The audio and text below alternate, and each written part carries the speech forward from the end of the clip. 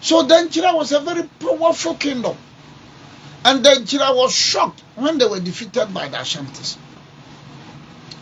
Because Feyasi Heya Ben Heya Feyasi Heya Major Section Baby free. Feyasi baby I'm quite Pramso.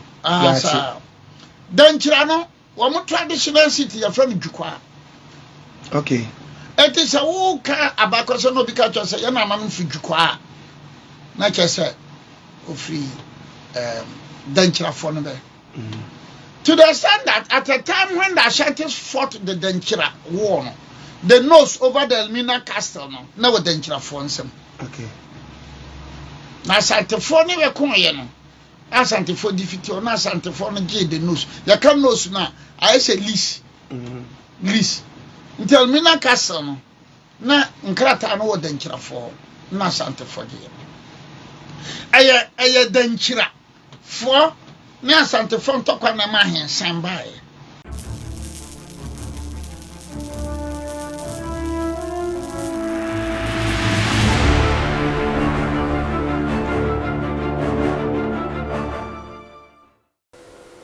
Memoir Baba about Skeleton Man TV. So Skeleton Man TV ana wushi. So when your first time enable modia subscribe. Mia notification is to send anytime bia ye di video bet no one son sabekan when ye bia ushe bia comment fa ho kire wa gen efa video no mo bia like video no na share emo bia so enya bi hwe medasi bebre abusua lawyer Obri Boahe the historian abusuafo and then so odibia ba Lawyer Obri Boahe kasafa Danchira ebusua Danchira fo ho sene ebusua na Danchira empire no na ye empire kesi a kyerese omahenie no ekọ ekire pa no say ansana asanteman ekọ defeat Danchira no na Elmina Castle ebusua na ehye Danchira ase na Danchira ana eden e control Elmina Castle enti asanteman ekọ defeat Danchira no ebusuafo Elmina honmu nyina ebe she asanteman ase a na kyerese Portuguese na no ye den omo occupy Elmina Castle no mutua tax ema asanteman enti ebusua lawyer Obri Boahe ekyiremu a Danchira ebusua no omo yo man a kyerese eso ebai tre ankasa no se even kura Danchira for no eti omo shock say asanteman eye den etumi defeat won because the way na esi so no na omo expect say o maybe betumi ayeden aba defeat won so asanteman ekoye eko defeat won na lawyer Obri Boahe san ma ye hu entokwa na asanteman eni Danchira ekokon ye no omanya omutumi ye den etwa Danchira hene eye intim jakawi omutwa ni ti no ebusua lawyer Obri Boahe omaye hu sa oman kro no na omukotwa ni ti no so no edien ana omofafiri ni nchen a samre no eye kwa man hene ebusua omuko sa oman na chese omu hene etumi twa Danchira hene eti no omuko se adekro na wo Danchira hene enten no a omu faye no omu kwa akoje enso ebusua omu ntumi anko because ye ka kire omu se sa adekro no omu de kode dada enti omu nya den omu nsan enu na lawyer Obri Boahe se ye de fa so enya aden ahensan me say lawyer Obri Boahe odibia ba ntimo de mumie kotie no Sabe batena na me kasa no matter where you come from no matter your identity tie me ye na fanyansa to ho because me no memra me ye Danchira for na be ba adoma 1606 but me fa me ho hwebia in fact we are here to identify the last time Danchira hene bia wo ba santeman the last time osi santase no nantebai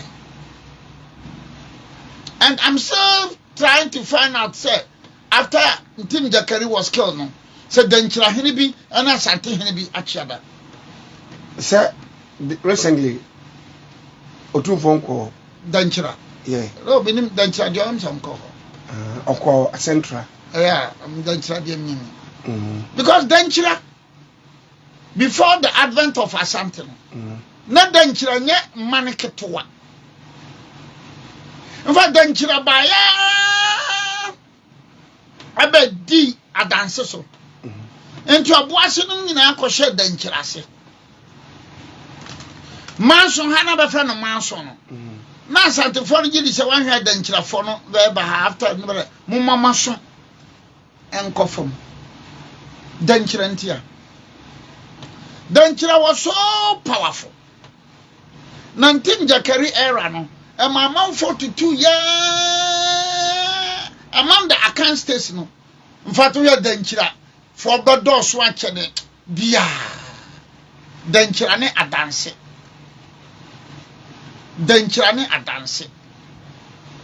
betutu pa wa hadoma sisi noses wamfie dankyira ya dankyira what you see now dankyira ya yi no nyina no in fact people are even saying some say tafo people are saying say historically I'm said tafo but I'm still to do that research say tafo any agona konfanochi agona people are saying that more than about 1,000 years no me dankyira for what so dankyira was a very powerful kingdom. And then Chira was shocked when they were defeated by the Ashantis. Because Feyasi Heya Ben Heya Feyasi Heya Major Baby free. Feyasi baby I'm quite Pramso. Then Chirano, one more traditional city, your friend Jukwa. Okay. It is a woka abakoso no because you say yana man fi Jukwa. Na say free Danchira for no there. To the extent that at a time when the Ashantis fought the Danchira war, the nose over the Elmina Castle, now the Danchira fought them. Okay. Now, Santifoni were coming. As Santifo defeat you, now Santifoni gave the nose. You can't nose now. I say lease. Lease. Until Elmina Castle, now Nkrata no Danchira for, now Santifo. Aya Danchira for. Na asante fon tokwa na mahensan bae. Okay. Ba kon tokwa ni wiye no. Dwabe akrasi on na twa konfanochiti. Mse konfanochi. Ntim dakariti. Nti dwabe mfo no. Ba ne be fa ware no ana auto no. The dwabe troops which was led by Akrasi. Zawar na way. Awadan dwabe mfo Asante for ka se ben famra sata no ma ya asante e no ntini beka ho bi timi ka se kumase fo so na be ya dipa be mu beti ase kumase fo ka se ben be fa no se titu da ne e be kwa kwaje nti be kwa no be ka che se mo ko ibere e kwa kwaje wa bere twa a be de ko nti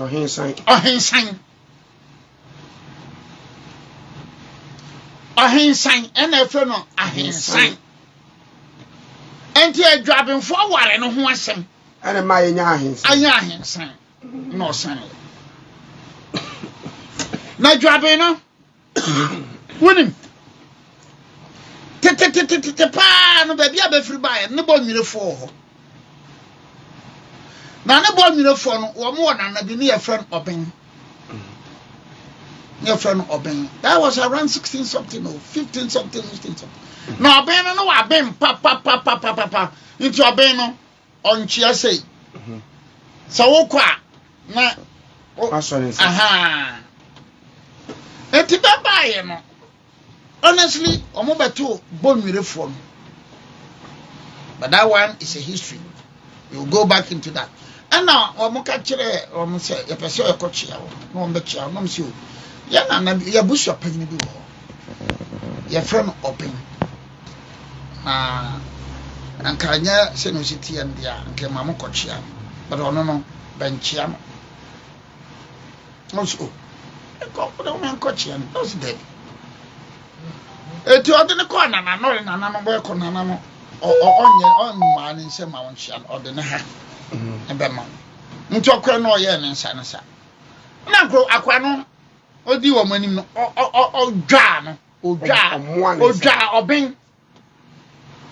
odwa oben ana be nya dwaben enti dwaben akrasi no ogi itini pa no me papa ye bonwire ni ono ko dwa oben okodwa oben na say sankrofo we ni betima dwa oben a beti we bana wangu do ochi anu wangu adachi ye wangu ade krofo ya bene wo mo na tim dwa oben benye dwaben ena benye dwaben and is the same dwaben for no bi na bi no mokofo dua no aye Dwaben has fought about 2 or 3 wars with Kumasi. Wow. Yeah. The latest one was Atrebuana war. Now, I'm Atrebuana Media Santihene. It didn't crowd the support to Atrebuana. They will also support to Kwakudia. And now I'm going. I'm saying Abacosem. Inti Dwaben Sawa, Sawati Dwaben Sawa. Akresini, Nesawa, Dwaben, Yedin Ketua. High Dwaben. Ani ko fo dua dwaben no nyina enye di ne keto ko fo dua dwaben abesi ne dwaben fo amfa ware na mre sante hene so dwaben this year o dwaben fo se we ni we se grofo be se be de ko via na be nim se wa ya da ko kumase fo no ba gene sa kira be to ahye be so age ware no. I highly suspect whether this is my personal opinion, sir. But say that they come and Kofodia for no say. No, but where they are now, they dropping what they say na achim ebuakwa for asase. Za. Yes. Dropping some one asase pa. Where they are now, and they still continue to owe their loyalty, their allegiance to the Golden Stool. I know true sribo. Dropping, me can dropping with you. Me ka say ne wa ha no say na no true sribo. Ne nua ne owu wo Kofodua no. Onua. Ne nua ma me kora. Council of State no dropping ha no. Ne nua ne da asebro no owu ye no ma me ba akoma.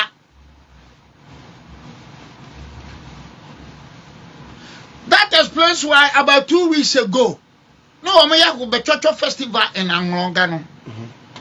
The new Dwaben in Kofodia mine and Okona Pakana no team no lokuta Asante flag. Yes. Okasasi ana binuma bodam na era ni David audio ka Asante flag no one can be my. It was not okra Asante flag. Yeah, Asante flag ne ye nipa tuntum a ɔte kwaye mu a ɔte sika kokɔ so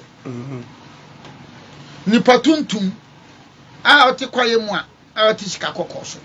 So the Asante flag no ye black, green and gold. Now I beat them on the symbol. I say you know crown na dey inside. Crown no o say to two free akwamu ba akwamu for na dem ano. Edianafo akwamufo na de kran no ma no etu mu Asante flag na nipa tuntum a ɔte kwaye brentuo mu a ɔte sika kokɔso na saa kran no akwamufo ɔba bedi akonya no akwam no akwam konfo ya amoa no na ekoye nyankoma de agona konfo ya amoa what konfo ya amoa din da saa na wa abene bani be koye nyankoma de no ga so enana no onwuye banana no wo na ma obai. And Osei the first has always been grateful to the Kwamus ntina crown or they are to Asante flag. Sa crown no older than the Kotoko. Yes, as a Kotoko the 1935 but Asante Kotoko Kotoko no then ukuma Kotoko no ne mane no etua sene ben etu ya pion no ne foforo betua ho sa Kotoko ne mane ne tua na foforo sa na nature abo aboa no nti aboa no hu atamfo a no hantan ne bibi na etu pion na ekwa immediately ba ko be fifiri ho sanati so ukuma pema apem beba ebe na benya Asanteman Asantis tituno ibenya Asante Kotoko na sir in 1935 no Accra House of Oak was formed in 1911 November 11 1911 at 11 a.m. Okay, we were me for politics mba beton me ba umi am am ton ba umi sha wona akofa history dey buy one akofa history no ba history no ba so me na akofa history no ba dia Akrodie. Woni ma akrodie. Akrodie no eye nko ni be didi wo. Nko. Akrodie for be betra mpasa so ha. Akrodie for tete no. Ajare asefo be frida nkyira do be bai. Ne be kwa ne mpasa so number 1 wo ho. Ne be kwa tra mpasa so number 2. Nti ba tra mpasa so number 2. Le duru ba bi no ne be nya so no nku. Ne be nya so no nku. Na ba ya se be betu akobani. Now in history you find that here hene ene akwabo ahene. They own about 70% of all the half lands. Here hene ene akwabo ahene. They own about 70% of half lands. So asumura no nyina ba krodie nyina here hene. Bedi akonwe kwa kasape no nyina yakwabo. Eti here hene ene akwabo. They own about 70%. Ni aka no de nyina ye. What you say? Here hene. Ne nana bi ne de hye na tete no be ko ha no ne be ko ha na ko wuye eti ko wuye no na ya de hye sam ne be ntimi nsie no ba bia na be nam a be de funu ni nam o ne be ko pie bofo bani ho be ko pie bofo bani ho no na be kan ya chika ni nyina na bofo o ja tete no na funu no be de ha ma be gu funu no so a emprostem na bofo bani ka so oni ha de mo betima ba enti be kwa ni sie bi si ho ni sie no be twa nche no mu sie ne be de nipa no be sie no enti de ko fa di na ya fra ni sie nche no.